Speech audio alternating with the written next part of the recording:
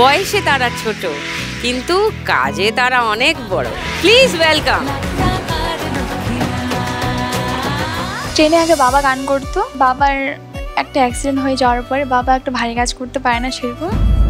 ভগবানের আশীর্বাদে ও গান সুন্দর গায়।